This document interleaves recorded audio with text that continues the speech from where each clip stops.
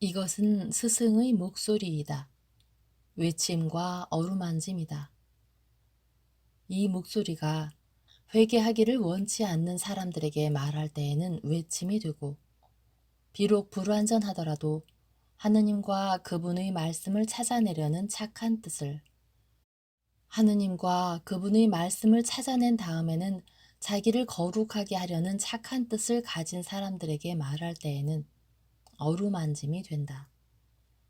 이 사람들에게는 말씀이 친구의 어루만짐이 되고 예수의 축복이 된다. 37. 예수의 거룩한 변모, 간질병자를 고치심. 1945년 12월 3일. 3월의 맑은 새벽을 한 번도 본 적이 없는 사람이 누가 있겠는가? 만일 그런 사람이 있다면 그는 매우 불행한 사람일 것이다. 왜냐하면 그는 자연히 그 첫날 봄에 다시 잠을 깨어 첫날에 그랬을 것처럼 다시 동정 소녀가 될 때와 같이 봄날에 깨어나는 자연의 가장 아름다운 매력 가운데 하나를 모르기 때문이다. 이슬이 내려앉은 신선한 풀부터 갓 태어난 아기들처럼 피어나는 작은 꽃에 이르기까지, 떠오르는 해의 최초의 미소에 이르기까지, 날개를 퍼덕이며 잠에서 깨어나 물음과도 같고 새들의 하루에 모든 노래하는 대화의 서곡과도 같은 그놈들의 최초의 지저귀에 이르기까지, 밤 동안의 먼지와 연기, 그리고 사람의 채취의 오염을 이슬의 세정작용과 사람의 부재로 인하여 씻어낸 공기의 냄새 그 자체에 이르기까지, 모든 관점에서 순수한 그런 아름다운 자연 속에서 예수께서는 그분의 사도들, 제자들과 함께 걸어가고 계신다. 알페오의 시몬도 그들과 함께 있다. 그들은 나자렛 주위를 둘러싸고 있는 야산들과 급류를 넘어 나자렛의 야산들과 동쪽의 산들 사이에 좁은 평지를 가로질러 남동쪽을 향하여 걸어가고 있다. 이 산들 못 미쳐 원뿔 모양의 타볼산이 있는데 그 꼭대기는 놀랍게도 옆에서 본 우리의 기총병들의 삼강모를 나에게 연상시킨다. 그들이 타볼산에 이른다. 예수께서는 걸음을 멈추시며 말씀하신다.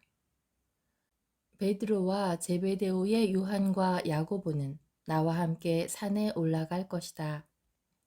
다른 사람들은 산을 끼고 도는 길들로 무리지어 나가 산자락에 흩어져 복음을 전파해라. 저녁 때 나는 나자렛으로 돌아가려고 한다. 그러니 너무 멀리 가지 마라. 평화가 너희와 함께.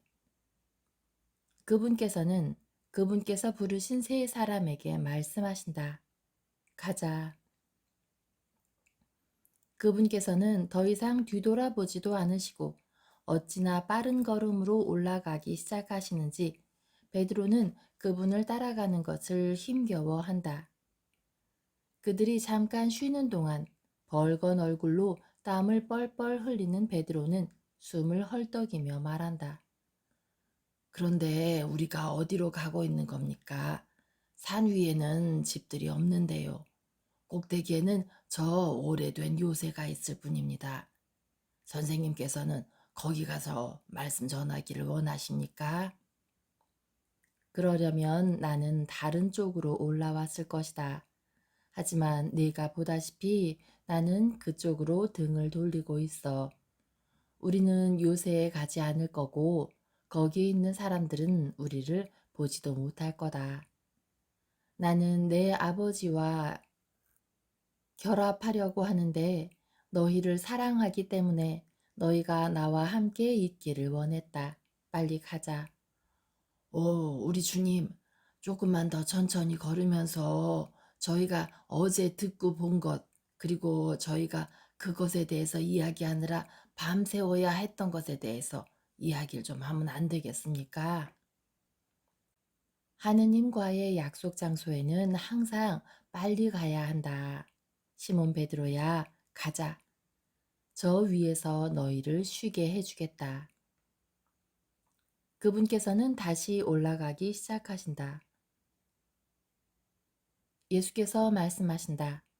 네가 1944년 8월 5일에 보았던 거룩한 변모를 여기에 삽입해라. 하지만 받아쓰기 한 것은 거기에 합치지 마라. 지난해의 거룩한 변모를 다 베낀 다음에는 M 신부가 내가 지금 너에게 보여주는 것을 베낄 것이다. 1944년 8월 5일 나는 내 예수와 함께 높은 산 위에 있다. 베드로와 야고보, 요한은 예수와 함께 있다. 그들은 더 높이 올라간다. 그러자 그들의 시선은 확 트인 지평선 위를 둘러보는데 아름답고 청명한 날이기 때문에 세세한 것들이 멀리까지 분명하게 보인다. 산은 유다의 산들과 같은 산맥의 일부가 아니다. 그 산은 외따로 떨어져 솟아있고 우리가 있는 장소를 기준으로 해서 말한다면 앞은 동쪽, 왼편은 북쪽, 오른편은 남쪽이며 뒤편에 있는 서쪽에는 100보쯤 더 높은 봉우리가 있다.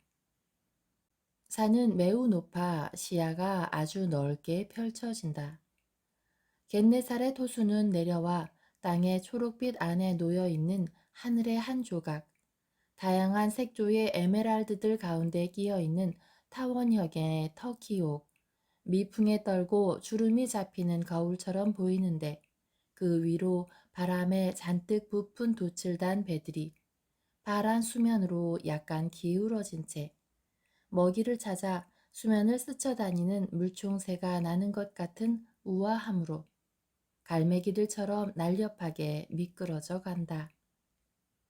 그 광대한 터키옥에서 정맥 하나가 흘러나오는데 강폭이 더 넓은 곳에서는 그 색깔이 담청색이고 강폭이 좁고 수심이 더 깊고 강물을 흡수하며 강가에서 무성하게 자라는 나무들의 그늘에서는 더 짙은 파란색이다. 요르단강은 평야의 초록빛에 붓으로 똑바로 그어진 거의 직선처럼 보인다. 몇몇 마을들이 강 양안에 여기저기 흩어져 있다. 어떤 마을들은 집이 겨우 몇 채에 불과하고 다른 마을들은 꽤 커서 작은 읍내의 풍모를 보인다. 간선도로들은 초록빛 가운데 있는 누르스름한 줄들이다. 그러나 여기 산 쪽에는 평야가 더 잘 가꾸어져 있고 더 비옥하며 매우 아름답다. 몇 개의 포도원의 다양한 색조는 아주 청명한 날에 아름다운 태양빛 아래서 보는 참으로 유쾌한 장관이다. 팔레스티나의 위도를 고려한다면 지금은 봄철이고 그 중에서도 아마 3월인 것 같다. 왜냐하면 많이 자랐지만 아직은 초록빛인 밀이 청록색의 바다처럼 물결치는 것을 볼 수 있고 이른 유실수들이 이 작은 식물의 바다를 희고 불구스름한 구름처럼 보이는 것들로 장식하고 있는 것이 보이며 키 큰 풀의 꽃들이 여기저기 나 있는 풀밭에서 풀을 뜯고 있는 양들이 초록빛 풀밭 위에 여기저기 쌓여 있는 눈처럼 보이기 때문이다. 산 바로 겉자락에 낮고 작은 야산들 위에 작은 소도시가 2개 있는데 하나는 남쪽에 있고 다른 하나는 북쪽에 있다. 아주 비옥한 평야가 남쪽으로 특히 그리고 더 넓게 펼쳐진다.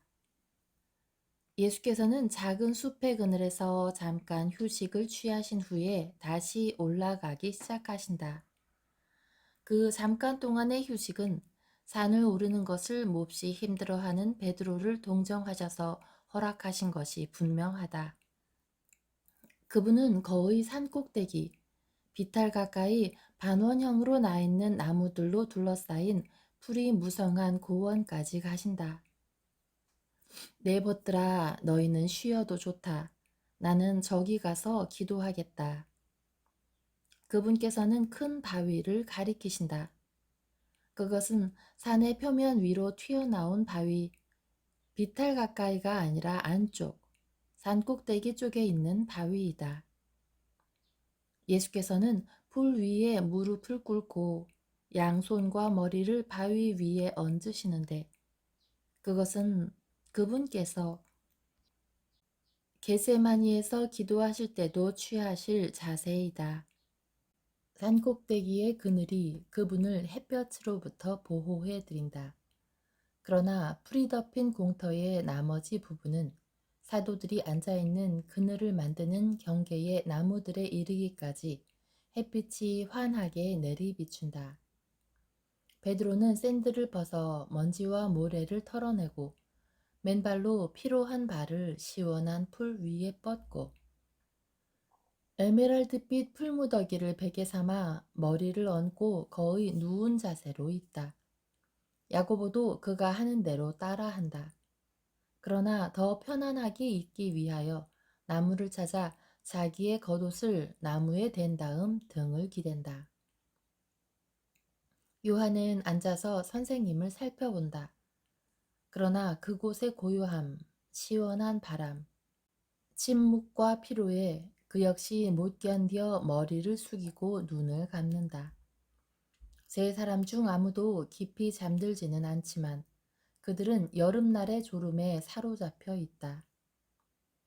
그들은 태양빛을 압도하고 사도들이 머물러 있는 나무들의 그늘에까지 퍼지고 관통하는 밝은 빛으로 인하여 깨어난다. 그들은 눈을 뜨고 변모하신 예수를 보고 놀란다.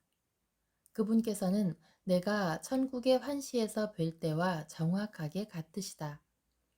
물론 그분에게 상처들과 십자가와 깃발은 없다. 그러나 그분의 얼굴과 몸의 위엄은 똑같고 밝기도 같으며 그분의 겉옷도 똑같다. 그분의 진홍색 옷은 금강석과 진주로 된 비물질적인 천으로 바뀌었는데 그것은 그분께서 하늘에서 입으시는 옷이다. 그분의 얼굴은 극도로 강한 별빛으로 빛나고 그분의 두 눈은 사파이어 빛으로 빛나고 있다. 예수께서는 마치 그분의 영광이 키를 더 크게 한 것처럼 더 커 보이신다. 나는 이 고원마저 인광을 띠게 하는 광위가 전적으로 그분으로부터 발산되는지 아니면 우주와 천국의 모든 빛이 그분께 집중한 결과 그 밝음에 그분 자신의 빛이 섞인 것인지 말할 수 없다. 다만 나는 그것이 형언할 수 없다고 말할 수 있을 뿐이다. 지금 예수께서는 서 계신다. 나는 그분께서 땅바닥에서 떨어진 채 부양되어 계신다고 말할 수 있다. 왜냐하면 그분과 초록 풀밭 사이에는 빛나는 증기와 같은 것, 오로지 빛으로만 이루어진 공간이 있고 그 위에 그분께서 서 계시는 것 같기 때문이다. 그러나 빛이 너무나 강해서 내가 잘못 볼 수도 있을 것이고 우리가 모닥불에서 자주 보는 것처럼 흔들리고 출렁거리는 밝은 빛으로 인하여 내가 그분의 발 아래에서 더 이상 초록색 풀을 볼 수 없을 수도 있을 것이다. 그것은 눈처럼 흰, 눈부신 빛이다. 그분께서는 하늘을 쳐다보시면서 그분을 사로잡고 있는 환상에 미소 짓고 계신다. 사도들은 거의 두려워하며 그분을 부른다. 그분께서 어찌나 변모하셨는지 지금 그분께서는 더 이상 자신들의 선생님처럼 보이지 않기 때문이다. 선생님, 선생님. 그들은 근심에 가득 차서 작은 소리로 부른다. 예수께서는 듣지 못하신다. 선생님께서는 탈원 중에 계셔. 베드로가 떨면서 말한다. 선생님께서 뭘 보고 계신 걸까? 그들 세 사람은 이제 일어서 있다. 그들은 그분께 다가가고 싶지만 감히 그렇게 하지 못한다. 공중에서 내려와 그분의 곁에 자리 잡는 두 개의 빛으로 인하여 빛은 더 밝아진다. 그 빛들이 고원에 착지했을 때 그들의 베일이 벗겨지면서 위엄 있고 빛나는 두 인물이 나타난다. 한 사람은 다른 사람보다 더 나이가 많고 날카롭고 엄한 얼굴에 두 갈래의 턱수염이 나 있다. 그의 이마에서 나오는 두 개의 빛으로 된 뿔을 보고 나는 그가 모세라는 것을 알게 된다. 다른 사람은 더 마르고 턱수염이 나 있고 털이 많아 다소간 세례자와 닮았는데 두 분이 키, 야윈 것, 골격, 엄격함에 있어 비슷하다고 나는 말할 수 있겠다. 모세에게서 뿜어져 나오는 빛은 예수의 빛처럼 눈부시게 희고 특히 그들의 이마로부터 나오는 빛살이 그러한데 엘리야의 빛은 태양의 눈부신 화염과 비슷하다. 두 예언자는 사람이 되신 자기들의 하느님 앞에서 공손한 태도를 취하고 비록 예수께서 그들에게 친근하게 말씀하시지만 그들은 공손한 태도를 버리지 않는다. 나는 그들이 하는 말을 한마디도 알아듣지 못한다. 세 사도들은 떨면서 두 손으로 얼굴을 감싼 채 무릎을 꿇는다. 그들은 쳐다보고 싶지만 겁이 난다. 마침내 베드로가 말한다. 선생님, 제 말씀을 들으십시오. 예수께서는 돌아보시며 그분의 베드로에게 미소 지으시자 그는 대담해져서 말한다. 여기서 선생님과 모세와 엘리야와 함께 있으니 아주 좋습니다. 선생님께서 원하신다면 저희는 세 개의 조막을 지어서 하나는 선생님께, 하나는 모세께, 하나는 엘리야께 드리겠습니다. 그리고 저희는 여기 머물러서 세 분의 시중을 들겠습니다. 예수께서는 다시 그를 바라보시며 더 다정하게 미소 지으신다. 그분께서는 요한과 야고보도 바라보신다. 그것은 다정한 포옹과도 같은 시선이다. 모세와 엘리야도 세 사람을 응시한다. 그들의 눈에서 불이 번쩍인다. 그것은 마음을 꿰뚫는 빛살과 같다. 사도들은 감히 더 이상 말을 하지 못한다. 그들은 깜짝 놀라 침묵에 빠진다. 그들은 마치 술에 취약이라도 한 것 같고 어리둥절한 사람들과도 같다.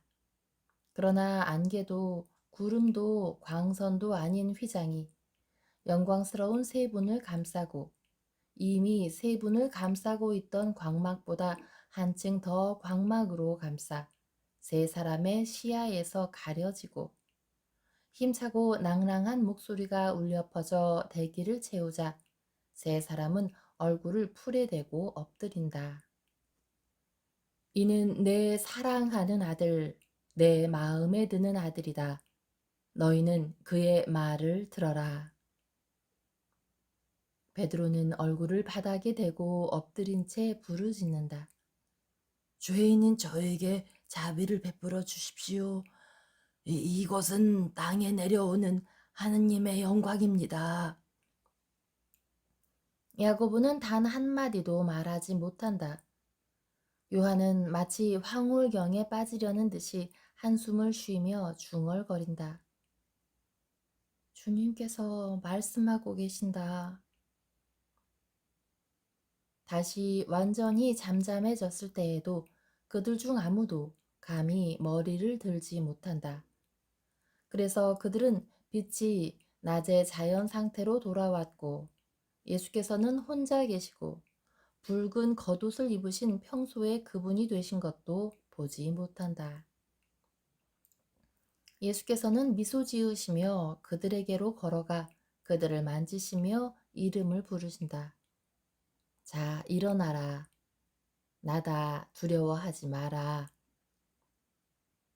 세 사람은 하느님의 어린 양이 그들을 지극히 높으신 분께 보여드리려고 하시나 보다 하고 생각하며 두려워하며 감히 얼굴을 들지 못하고 자기들의 죄에 대한 하느님의 자비를 빌고 있다. 일어나라, 명령이다. 예수께서 위엄 있게 반복하신다. 그들은 고개를 들고 미소 지으시는 예수를 본다. 오, 선생님, 저희 하느님, 선생님의 영광을 저희가 본 지금 저희가 어떻게 해야 선생님 가까이에서 살 수 있겠습니까? 하느님의 목소리를 들은 저희 죄인들이 어떻게 해야 사람들 가운데에서 살 수 있겠습니까? 베드로가 부르짖는다. 너희는 내 곁에서 살면서 끝까지 내 영광을 보아야 할 것이다. 때가 임박했으니 그럴 자격이 있는 사람들이 되어라. 내 아버지이시자 너희 아버지이신 분께 순종해라. 나는 사람들과 함께 있으면서 그들에게 하느님을 모셔오기 위하여 왔으니 이제는 사람들에게로 돌아가자. 가자. 이 시간을 기억하여 거룩하고 굳세고 충실해라. 너희는 나의 더 큰 영광에 참여할 것이다. 그러나 지금은 너희가 본 것을 누구에게도 너희 동료들에게도 말하지 마라. 사람의 아들이 죽은 사람들 가운데에서 다시 살아나 아버지의 영광으로 돌아갔을 때 그때는 말해라. 왜냐하면 그때에는 내 나라에 참여하려면 믿어야 할 것이기 때문이다. 그러나 엘리야가 사람들로 하여금 선생님의 나라를 준비시키기 위해서 와야 하지 않습니까? 라비들은 그렇게 말하는데요. 엘리야는 이미 와서 주님을 위하여 길을 준비했다. 모든 것이 계시된 대로 이루어지고 있다. 그러나 계시를 가르치는 사람들은 그것을 알지 못하고 이해하지 못한다.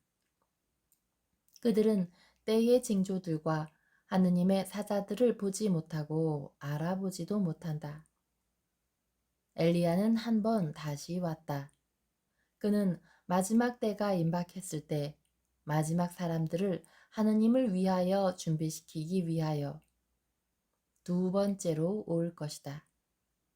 그는 지금 첫 번째 사람들을 그리스도를 위하여 준비시키려고 왔었는데 사람들이 그를 인정하기를 거부하고 그를 괴롭히고 죽였다. 그들은 사람의 아들에게도 같은 일을 할 것이다. 왜냐하면 그들은 자기들에게 무엇이 유익한지 알기를 원하지 않기 때문이다. 세 사람은 슬퍼하며 고개를 숙이고 생각에 잠긴다. 그들은 자기들이 올라갔던 길로 예수와 함께 내려온다. 1945년 12월 3일 내려오는 길의 중간에서 그들이 잠깐 쉬는 동안에 베드로가 말한다. 주님, 저도 어제 선생님의 어머니께서 말씀하신 것을 말씀드리겠습니다. 당신께서는 왜 저희에게 그렇게 하셨습니까? 저도 또한 말씀드리겠습니다. 당신께서는 왜 저희에게 그렇게 말씀하셨습니까? 당신의 마지막 말씀이 저희 마음속에서 영광스러운 광경을 본 기쁨을 없애버렸습니다. 오늘은 큰 두려움의 날입니다. 처음에 저희는 저희를 깨운 큰 빛으로 인해서 놀랐습니다. 산 전체가 불타거나 달이 내려와 저희의 눈 앞에서 구원을 똑바로 비췄다고 해도 그 빛보다는 약했을 것입니다. 그 다음에는 선생님의 모습과 마치 선생님께서 날아가시려는 것처럼 바닥에서 떠오르신 것이었습니다. 저는 선생님께서 이스라엘의 죄가 역겨워 아마 지극히 높으신 분의 명령에 의해서 하늘로 돌아가시려나 보다 하고 생각하며 걱정을 했습니다. 그 다음에 모세가 나타나는 걸 봤을 때 놀랐습니다. 그 시대의 사람들은 그의 얼굴에 하느님의 빛이 어찌나 강하게 반영되었던지 베일로 얼굴을 가리지 않은 그의 모습을 쳐다볼 수가 없었어요.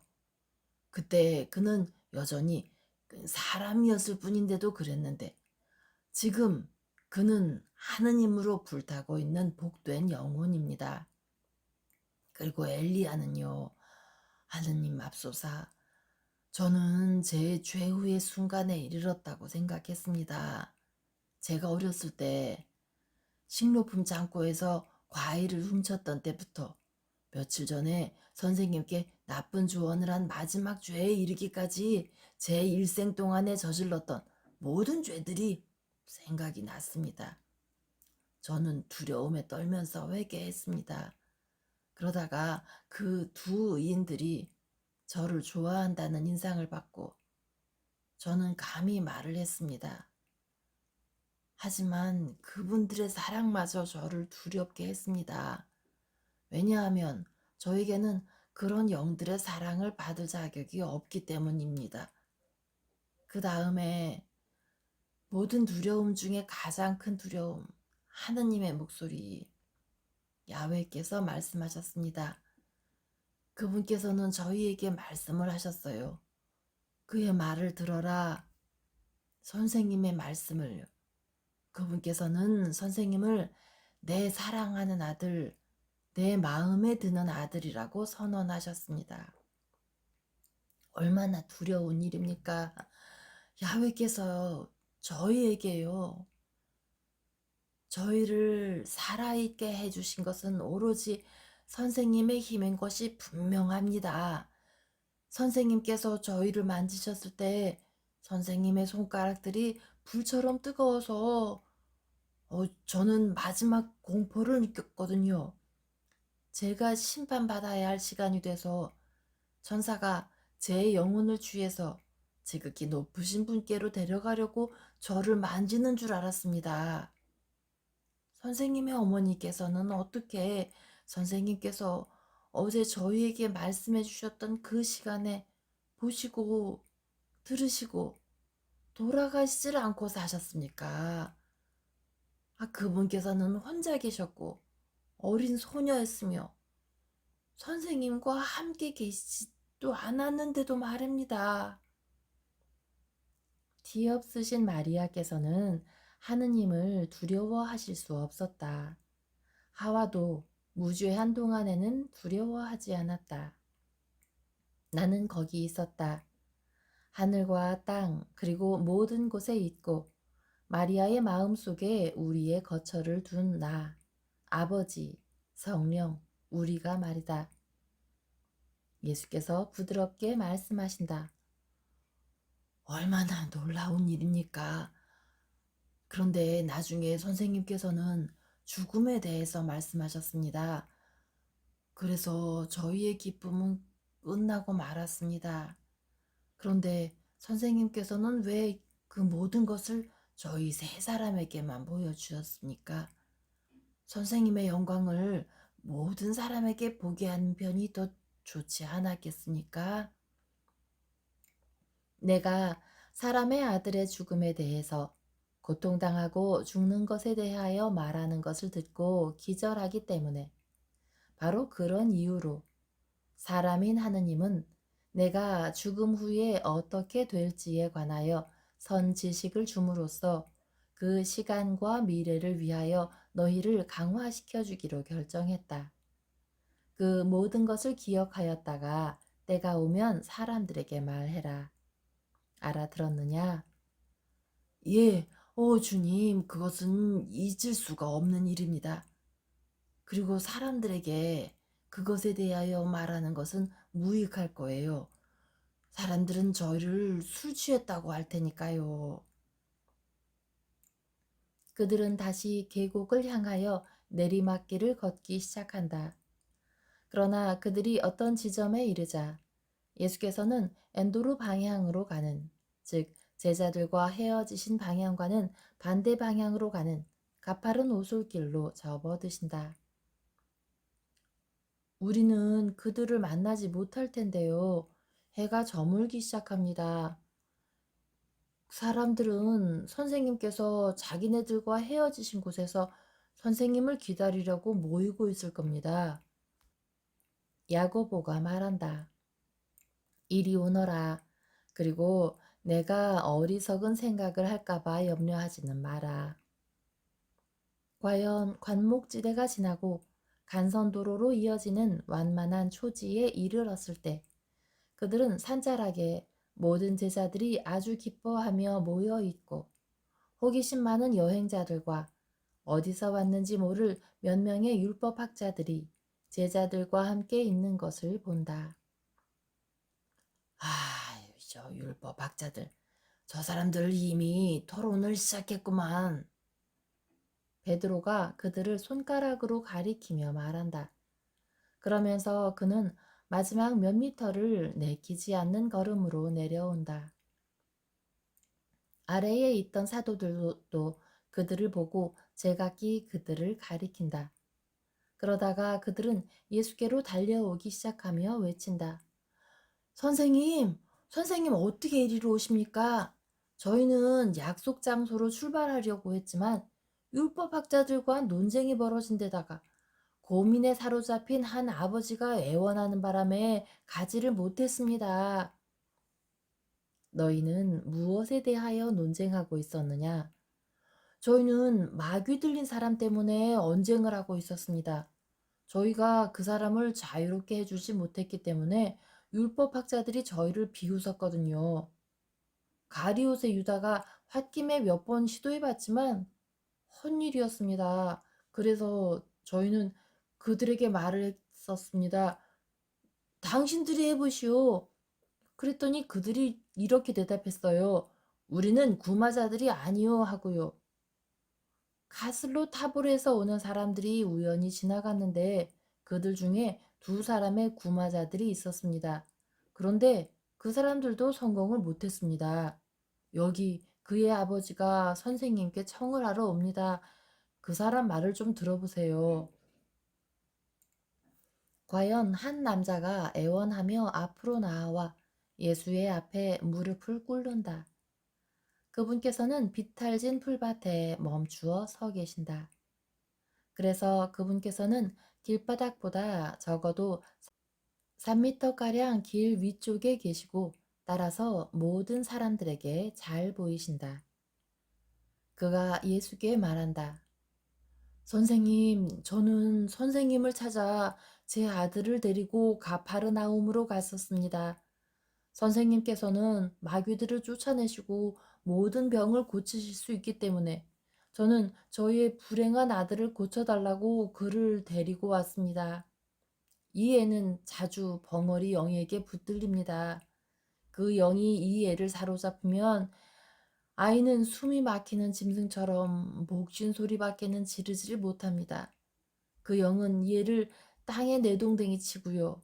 그러면 얘는 이를 갈고 재갈을 씹는 말처럼 거품을 흘리며 뒹굴거나 자해를 하거나 물에 빠져 죽으려고 하거나 화상을 입거나 으스러져서 죽을 위험에 스스로를 빠뜨립니다. 그 영이 얘를 물속에 빠뜨리거나 불속에 집어던지거나 계단 아래로 굴러 떨어뜨린 적이 몇 번이나 있었으니까요. 선생님의 제자들은 시도했지만 성공하지는 못했습니다. 좋으신 주님, 저와 제 아들을 불쌍히 여겨주십시오. 예수께서는 위엄 있게 외치신다. 타락한 세대여. 악마 같은 무리여. 반역하는 군대여. 믿지 않고 포악한 지옥의 백성들이여. 내가 언제까지 너와 접촉하고 있어야 하겠느냐? 내가 언제까지 너를 견뎌야 하겠느냐? 예수께서는 참으로 위압적이셔서 즉시 고요한 침묵이 흐르고 율법학자들의 조롱도 그친다. 예수께서 아이의 아버지에게 말씀하신다. 일어나 당신의 아들을 이리로 데려오시오. 그 사람은 갔다가 다른 사람들과 함께 돌아오는데 그들 가운데 12서너 살쯤 된 소년이 있다. 아이는 잘생긴 소년이다. 그러나 어리둥절한 채 상당히 얼빠진 표정을 짓고 있다. 이마에는 붉고 긴 상처가 있고 그 아래에는 오래된 허연 흉터가 있다. 그 아이가 자기를 매혹적인 눈으로 응시하고 계시는 예수를 보자마자 쉰 목소리로 울부짖고 발작적으로 전신을 베베 꼬며 거품을 물고 안구를 굴리며 바닥에 쓰러져 간질병자 특유의 경련을 일으키며 땅바닥에 뒹군다. 예수께서는 그에게 다가가시려고 몇 걸음을 내디디시며 말씀하신다. 언제부터 이 아이에게 이런 일이 일어나오? 모든 사람이 당신의 말을 들을 수 있도록 큰 소리로 말하시오. 둘러싼 군중이 점점 조여들고 율법학자들은 이 광경을 내려다보려고 예수보다 더 높이 올라가는데 그가 큰 소리로 말한다. 얘가 어렸을 때부터입니다. 제가 선생님께 말씀드렸다시피 얘 아이는 자주 불 위로 넘어지고 물에 빠지고 계단에서 굴러떨어지고 나무에서도 떨어집니다. 그 영이 이 아이를 갑자기 공격하여 이 아이를 반송장이 되도록 내던지기 때문입니다. 아이는 온몸이 흉터와 화상 자국으로 뒤덮여 있습니다. 아이가 화덕의 불꽃으로 소경이 되지 않은 것만도 다행입니다. 어떤 의사도 어떤 구마자도 심지어 선생님의 제자들도 아이를 고치지 못했습니다. 하지만 제가 굳게 믿는 대로 선생님께서 무엇인가를 하실 수 있다면 저희에게 자비를 베풀어 주시고 저희를 도와주십시오. 만일 당신이 그렇게 믿는다면 나에게는 모든 것이 가능하오. 왜냐하면 믿는 자들에게는 모든 것이 허락되니까요. 오 주님, 주님, 저는 확실히 믿습니다. 하지만 만일 제가 충분히 믿지 못한다면 제 믿음을 더해 주십시오. 그렇게 하여 제 믿음이 완전해지고 제가 기적을 얻을 수 있게 해 주십시오. 그 사람은 평소보다 더 심한 경련을 일으키고 있는 자기의 아들 옆에서 무릎을 꿇고 울며 말한다. 예수께서는 몸을 똑바로 펴시고 두 걸음 뒤로 물러나시는데 군중은 점점 더 다가온다. 그분께서는 큰 소리로 외치신다. 어린이를 귀먹게 하고 벙어리가 되게 하고 괴롭히는 저주받은 영아, 내가 너에게 말한다. 이 아이에게서 나가고 다시는 그에게 들어가지 마라. 어린이는 땅바닥에 누워 있음에도 불구하고 무섭게 튀어오르고 몸을 두 팔과 두 다리로 버티고 등을 활처럼 휘며 인간의 것이 아닌 것 같은 고함을 지른다. 아이는 마지막으로 한 번 더 튀어 올랐다가 한 바퀴 돌아 배를 깔고 엎어지며 풀에서 튀어나와 있는 큰 돌에 이마와 입을 부딪혀 돌을 피로 붉게 물들인 다음 움직이지 않는다. 아이가 죽었다. 많은 사람들이 외친다. 아이고, 애기도 불쌍도 하지. 아버지도 불쌍하고. 더 착한 사람들은 그들을 동정하며 말한다. 율법학자들은 냉소하며 말한다. 나자렛 사람이 당신들을 잘도 도와줬구려. 또는 선생 어찌 된 일입니까? 이번에는 베엘제붓이 당신을 바보로 만드는데요. 그들은 악의적으로 비웃는다. 예수께서는 아무에게도 대답하지 않으신다. 그분께서는 탄식하시며 그분께 애원하며 자기의 아들을 뒤집어 놓고 그의 상처 입은 이마와 입에서 피를 닦아주는 아이의 아버지에게도 대답하지 않으신다. 그분께서는 몸을 숙여 아이의 손을 잡으신다. 그러자 아이는 마치 잠에서 깨어나는 것처럼 깊은 한숨을 쉬며 눈을 뜬 다음 일어나 앉아 미소를 짓는다. 그분께서는 그를 당신께로 끌어당겨 일어서게 하신 다음에 그의 아버지에게 넘겨주신다. 군중은 열광하며 외치고 율법학자들은 군중의 야유를 받으며 도망친다. 그럼 이제 가자. 예수께서는 제자들에게 말씀하신다. 예수께서는 군중을 해산하신 다음 산자락을 돌아 아침에 오셨던 길을 따라 걸어가신다. 예수께서 말씀하신다. M 신부가 1944년 8월 5일자 구술한 공책 A930을 여기에 삽입할 것이다. 그 구술은 이렇게 시작된다. 나는 너에게 내 선생님의 슬픔과 고통만을 알게 하려고 너를 택한 것이 아니다. 내 고통을 함께하며 나와 함께 남아있을 줄 아는 사람들은 내 영광에도 참여해야 한다. 그리고 나의 충실한 작은 요한아, 너는 안식해라. 너에게는 그럴 자격이 있다. 내 평화가 너에게 평화를 가져다 주기를. 1944년 8월 5일 예수께서 말씀하신다. 너에게 내 선생님의 슬픔과 고통만을 알게 하려고 내가 너를 택한 것은 아니다. 내 고통을 함께하며 나와 함께 남아있을 줄 아는 사람들은 내 영광에도 참여해야 한다. 네가 너의 예수 앞에 있고 그가 자신을 너에게 보여줄 때 나는 네가 내 사도들이 가졌던 것과 똑같은 겸손과 회개의 감정을 가지기를 원한다. 너는 결코 교만해서는 안 된다. 만일 네가 교만하다면 너는 그 벌로 나를 잃는 벌을 받을 것이다. 너는 내가 누구이고 네가 누구인지를 항상 마음에 새겨라. 너는 너의 잘못들과 나의 완전함을 항상 기억해야 하고 그래서 네 마음이 통회로 씻겨야 한다. 그러나 그와 동시에 너는 온전히 신뢰해야 한다. 나는 말했다. 두려워하지 마라. 일어나라. 가자. 나는 사람들과 함께 있기 위하여 왔으니 사람들 가운데로 가자. 이 시간을 기억하여 거룩하고 굳세고 충실해라. 나는 너와 사람들 중에서 내가 사랑하는 모든 사람들, 특별한 방식으로 나를 소유하고 있는 모든 사람들에게도 그렇게 말한다. 나를 두려워하지 마라. 나는 너희를 잿더미로 만들기 위해서가 아니라 너희 모두를 고양시키기 위하여 나 자신을 너희에게 보여준다. 일어나라. 선물을 받은 기쁨이 너희에게 활기를 주어야지. 내가 너희에게 하늘을 보여주었기 때문에 너희가 이미 구원받았다고 생각함으로써 정적주의에 도취되어 너희의 생각을 무디게 만들어서는 안 된다. 사람들 가운데로 함께 가자.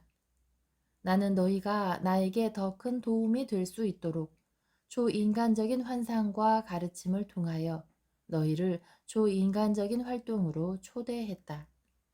나는 너희를 내 사업의 파트너로 만든다. 그러나 나는 단 1분도 쉬지 않았고 지금도 쉬지 않는다. 왜냐하면 악은 결코 쉬지 않으므로 선도 가능한 한 원수의 일을 무효화하기 위하여 항상 활동해야 하기 때문이다. 그때가 오면 우리는 쉴 것이다. 지금 우리는 지치지 말고 전진해야 하고 하느님의 추수를 위하여 끊임없이 일해야 하고 끊임없이 우리 자신을 희생해야 한다. 나의 끊임없는 접촉이 너희를 거룩하게 하고 나의 지속적인 가르침이 너희를 강화해주고 나의 다정한 사랑이 모든 계략에 대하여 너희를 충실하게 만들어주기를 바란다. 계시를 가르쳤지만 때와 시대의 징표와 하느님의 사자들을 알아보지 못할 정도로 그것을 믿지 않았던 옛 유다교의 랍비들처럼 되지 마라. 두 번째 내림하는 그리스도의 선구자들을 분명히 알아보아라. 저 그리스도의 세력들이 진군하고 있기 때문이다. 나는 내가 나 자신에게 부과했던 제한에 대하여 너희가 예외를 만들며 어떤 진리들을 초자연적인 영을 가지고서가 아니라 인간적인 호기심으로 인한 갈증으로 들이마신다는 것을 알기 때문에 내가 진실로 너희에게 말하는데, 많은 사람들은 적 그리스도에 대한 승리가 임박했고 지금 평화가 임박했다고 생각하는데, 사실 그것은 그리스도의 원수에게 다시 새 힘을 얻고 그의 상처를 치료하고 더 잔인한 투쟁을 위하여 그의 군대를 소집할 시간을 주는 휴지기에 지나지 않는다. 너희는 왕들의 왕이고 정의로 심판하고 싸우는, 성실하고 진실을 말하며 짐승과 그의 종들과 예언자들을 패퇴시키는 왕인 너희의 예수의 목소리들인 너희는 무엇이 너희의 선인지를 분명히 알고 영원히 그것을 따라야 한다. 너희는 어떤 기만적인 외관에도 유혹되지 말고 어떤 박해도 두려워하지 마라. 너희의 목소리들은 내 말을 되풀이해야 하고 너희의 삶을 이 일에 헌신해야 한다.